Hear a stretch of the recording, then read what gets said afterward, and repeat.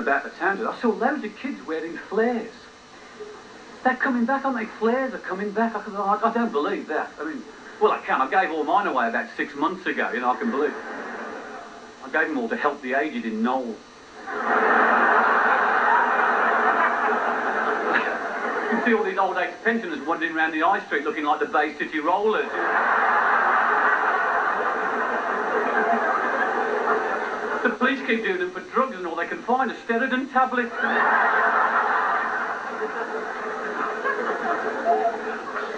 There is this nostalgia going on for the 60s and 70s. It's been going on a while, isn't it? It's getting on my nerves. Because I lived through the decades. I know what a load of tosh they were. You know? But it's a fact that, I mean, like, things always look good in hindsight. I mean, in the 60s, everybody was going like, poor, weren't the 40s great? Oh, buzz bombs, death, rickets, wonderful. I've still got the Italian pinstripe suit, you know, from the 60s, you know, with a little tight bomb freezer jacket and those incredibly tight drain-pipe trousers. I've got ridiculously thin legs. I used to walk around like a two-pin plug, you know. With them big winkle pickers on each foot, you know, immense winkle pickers, like, and you used to queue up outside the Locarno to get in. The queue was about a mile long, you know. There's only 4 of you in it, you know.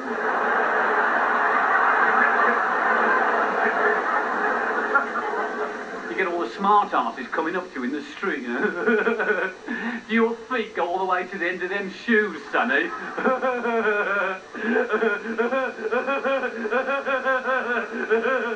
No, constable. Does your head go all the way to the top of that helmet?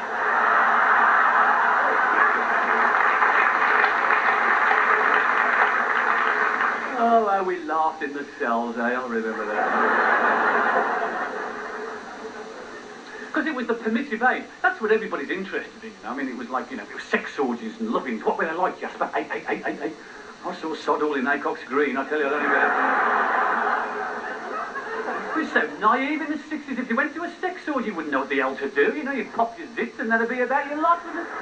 I mean, the pill came out in the 60s. Nobody had a clue what to do with it. I took it myself for 6 months. Then I found out you had to take it orally. But, oh, no.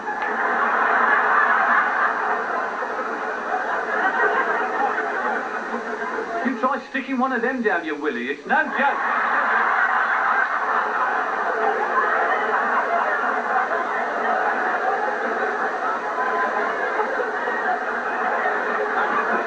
It kept me celibate, I remember that.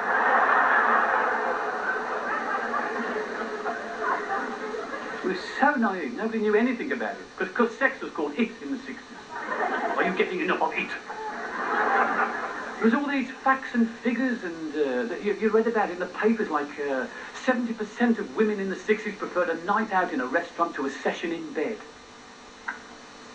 I know. I went out with every damn single one of them. The classical article in the 60s where this woman claimed that women got more of a sexual thrill on the back of a motorbike than they did between the sheets. And so to get it on in the 60s, you have to get your girlfriend on the mattress and blast her with a hairdryer and hurl dead insects into her face.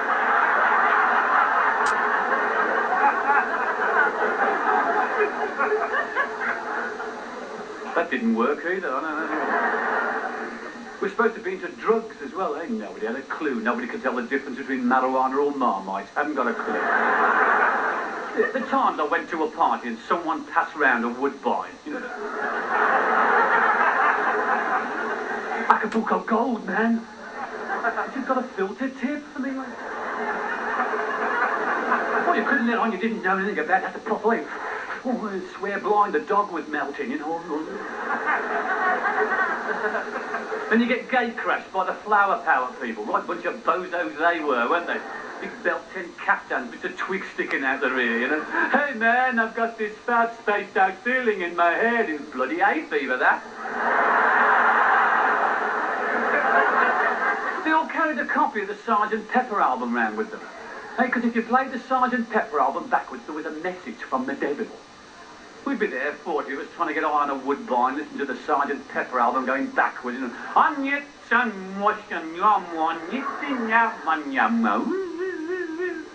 The message comes at the end, it says, you've just knackered up your stylus.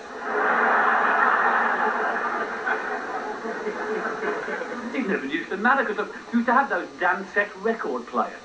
Remember them orange box things with a bit of vinyl stuck on it? You used to buy them from Woolworths under a big sign saying shitty gramophones. You could put 400 singles on it in one go.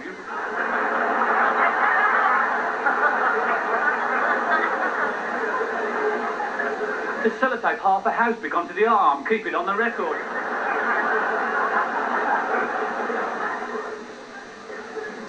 Woolies still sell them, I think. I don't know. Haven't been in for a while. You know? They never change, do they, Woolies? Always been the same, you know. Even the assistants. They must breed them somewhere special, you know.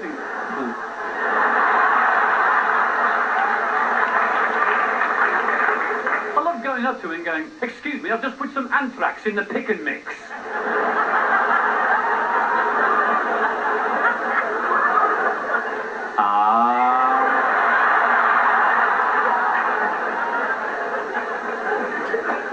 It's not my canter.